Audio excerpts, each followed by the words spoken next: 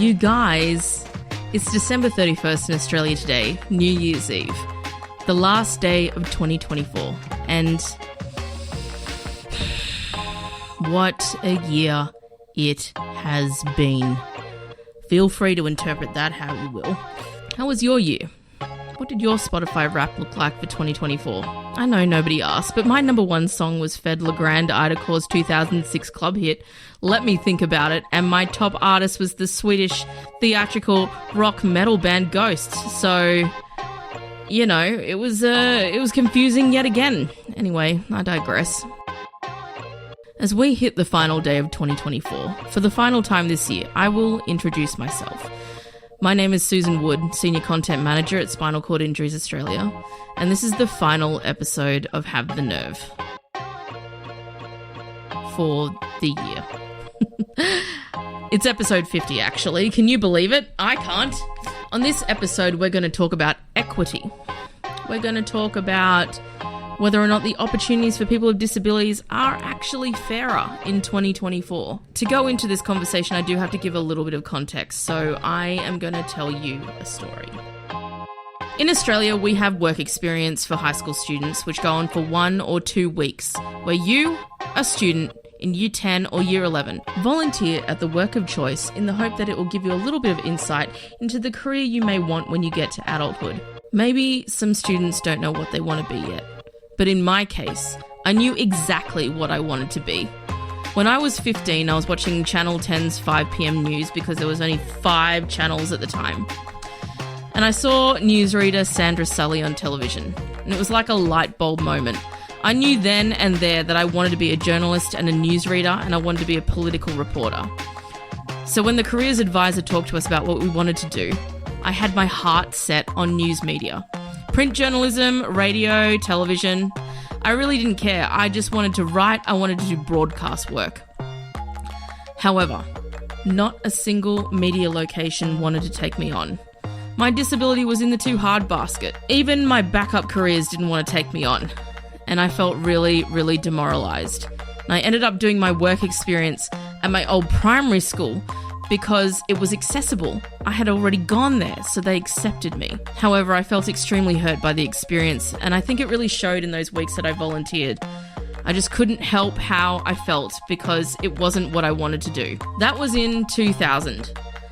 So imagine my shock when I was introduced to the guest of this episode, Lara. She's 16 years old, she has cerebral palsy, and this year, she was rejected from her work experience of choice because her disability is in the too hard basket. Her power chair was a risk at the place she wanted to do work experience. Some of you may think that this could somehow be reasonable. However, when you listen to her story, really have a think. If you were in the position of being rejected for just being who you are, what kind of message does that literally send to everyone? So I have cerebral palsy and I've had it since I was 10 months old, well, diagnosed with it. Yeah, so you've had your disability your whole life? Yeah. Just like me, I've had my disability my whole life. Talk to me about your schooling experience up until this point. Well, it's been good, but I've also had some hard times there. I've had difficulties with toileting, with the silly sodas and things like that. But what have been some of the good things? I've made lots of friends. Yeah. And my teachers are really nice. Brilliant. Do you want to give a shout out to the school? Hi, Lucas Heights. Okay, so let's talk about work experience, because when I first heard your story from our health and wellbeing manager, when she explained your story to me, it kind of sounded a little bit exactly the same as my own story, except that my story happened in 2000 and it's 2024. Yeah. So do you want to tell the people what sort of circumstances went on when you were trying to get work experience? Okay, so I applied for about 5 different childcare centres and they all said I was a safety hazard. And it was really defeating. So you felt defeated and... I felt discouraged as well. Defeated, discouraged. Yeah. Did they explain to you what a safety risk means? I mean, maybe you want to explain like some of the mobility equipment you've got here. Mm-hmm. So I use a power wheelchair to get around, and I'm a very good driver. You would have to be. It's like your whole life, isn't it? I've been driving it since I was 5. So what do you think the safety risk is? I don't really think there is a safety risk, to be honest, but they told me there was. Did they give any specific explanation? They just said if I crawl over the children or like ran over someone, they didn't really give me a real explanation. Why would they think that you, Lara, a woman who has been in a power chair since 5 years old, would not know how to navigate through toddlers? I mean, have you been around children before? Yes, they're usually just very curious. So tell me, where did your passion for childcare come from? So I worked at the physio at my last work placement, and the kids were really nice and full of life and full of energy. How old were they? They were about 2 to maybe 7. Yeah. And so they were 2 to 7 and they were just loving it. You were loving it? Yeah. Yeah. Okay. And so that's when you decided you wanted to make childcare your profession. Yeah. How long ago was this work experience? So it was probably about like 3 months ago. Okay. So it's fairly new. And so, yeah, if you're wanting to find a job in childcare and you're a person with disability, it could be any age, and they were like, we don't think that you would be okay for this job because you're a hazard. How does that make you feel about your future employment? It's a bit discouraging, and I think people need to get more educated on, like, we're not just clueless people who drive around, and we don't just run over people. Yeah, we don't just run over people. Yeah, because it's not fair, right? So if you're going to go into university or anything like that and pursue childcare as a career, do you think it would be beneficial for children to see people with disabilities working? Absolutely, because that's the world we live in. Keep explaining. Like, there's different people all in the world. We're not just all able-bodied. Like, we don't all have the same mind. Yesterday, I kind of tasked you with doing some research and having a bit of a think about, you're very serious about childcare being a career of yours. What would you do to try and get into it?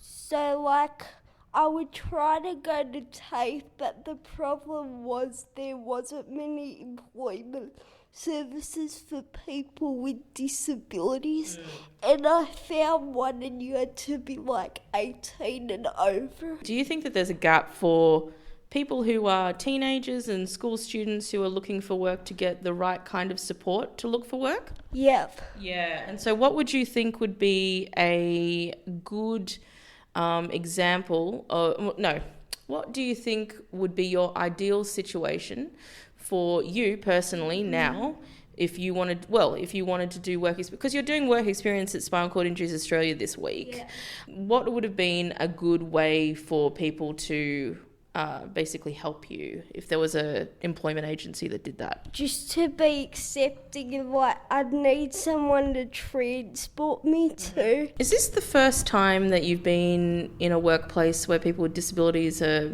more of us around here and we're all working? Yeah, definitely. Yeah, and how does that make you feel? Good, because it's really good for the future. Like, you guys are actually doing something about it. Yeah, so Spinal Cord Injuries Australia, for those who don't know, we have 23% of our staff who have people with disabilities, including myself. And we do encourage more people with disabilities to get into management positions, to get into the workplace and employment. But, for people like you, people may not want to work in a disability service, or they may just want to work in a mainstream kind of situation. Yeah. So representation matters, right? Yeah, definitely. Tell me more. Like it's good for us to be around neurotypical people, especially when there are young kids in wheelchairs, because then they know like, oh, not everyone's in the wheelchair, everyone's different. This morning I asked you to basically write a letter to your future self with what you'd like that you're going to achieve by about 21. Do you want to go through a couple of examples with me? So I really want to go to Queensland and I want to kind of live by myself and go to the beach and the pool independently. Do you think you'll be able to drive? I mean, maybe, I don't know yet. We'll just have to see. Yeah. We'll just have to see. You're pretty determined to become a childcare worker. So let's just say, for example, there is somebody out there who is in a similar situation to you, and they're also 16 years old, and they also are having the same kind of issues because it's almost like a mainstream society, just whatever. What do you want to tell them? Don't give up, get support from your friends and family and just keep going because there are always things to live for. Excellent. Okay, now we're going to end this interview with some quick fire questions. Are you ready? Yes. Okay. I'm going to give you about 10 questions and you're going to answer them as quickly as you can. Okay. Who is someone you look up to? Amy Shah. Why? Because she's just so amazing and I love her music and I've met her 3 times. That's awesome. So what kind of support helped you the most at school? Probably my physios and my SOSOs and my teachers. How did they help you? Like the physios taught the new SOSOs through toileting training and they wouldn't get off their backs until I was comfortable and safe. That's amazing. All right. If you could have any superpower, what would it be? Invisibility. Why? Because then I could just play tricks on people and people wouldn't know. So. Oh, I see. It's so for trickster reasons. Yes. Yeah. Okay then. Okay. If you, what is one skill or talent that you're really proud of? Swimming. Yeah. And how good are you at it? I think I'm pretty good. I'm slowly getting there. How long have you been swimming for? About 5 years now. That's awesome. What is a good book or movie that you really enjoy? Sing. Sing? Why? Because I really like musicals and stuff. You do go to a lot of concerts, don't you? Yes. Okay. Well, I mean, I guess off the back of that question, who's better, Taylor Swift or Amy Shah? Amy Shah. Why? Because Amy Shah's Australian and she's humble and she's down to earth. Get that into you, Taylor. All right. What makes you feel really proud of yourself? When people praise me and say how good I've done in therapy this year. Yeah. And when I actually achieve something. Yeah. Excellent. What's something you want to try but you haven't? Like swimming with dolphins. Oh, that would be so good. Do you have a location that you'd want to go to? SeaWorld, but the location isn't wheelchair accessible. Oh, that's all right, because you're going to obviously argue for that later on. Yes, definitely. And what is one thing that makes you feel confident? My dad, because he's so awesome.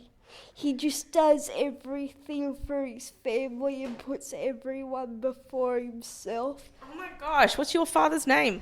Peter. Oh my gosh, massive shout out to Peter. I think I'm tearing up. Okay, so earlier you did a poster and you said just because we're different doesn't... Oh, actually, this is going to be the final question, okay? So you did a poster earlier where you wrote just because we're different doesn't mean you should be treated the same. Explain it. Well, just because we're different doesn't mean we should be excluded and we deserve to be treated like everybody else. Yep. Yeah. All right, Lara Grimson, you have done the quick round. You've done the interview. You feeling good? Yes, definitely. Thank you so much for being on the podcast. Thank you so much for having me. Awesome. You're listening to the final episode of 2024, Have the Nerve. This episode has been written, edited, produced by me. I'm aware that there are a lot of high school students out there with disabilities who may or may not know where to go next, or a lot of parents who may feel nervous about letting their kids with disabilities go into the big wide world. What will happen to them? Will they be prepared? So I think I'm going to pass on whatever quote-unquote advice I have for you. If you're a student with disability out there, it is incredibly hard. I'm not even going to lie. It's so hard. And it's really hard to not feel jealous, envious of what you don't have. The thing is that there are so few people with disabilities out there to show you that it's okay to feel better about you. Seriously, don't worry about how your able-bodied friends have barista jobs or work in a supermarket after school and you can't. It's actually perfectly okay that you don't have that life. Don't give up on your dream. All you have to do is just plan for it. Because the mountain that you're going to climb is going to be high and it's going to be rocky and you're going to come up against things that you were never prepared for. But you're going to have to be prepared to pick yourself up and keep going over and over again. And don't feel discouraged because it's going to be okay. And if you're a parent of somebody with a disability and you're feeling anxious about the future, feel free to take a listen to episode 23 and episode 25 of this podcast. I do a 2-part series about primary school students and high school students with disabilities with paediatric nurse consultant Jodie Thompson from Kids Collaborative and paediatric clinical psychologist Amanda Lane Brown. They will be in the show notes of the podcast. Once again, I want to thank everybody for listening to this podcast. We're in 77 countries around the world, and I think that's phenomenal. Without you guys listening, this would still not be continuing. So thanks for another year of listening to Have the Nerve.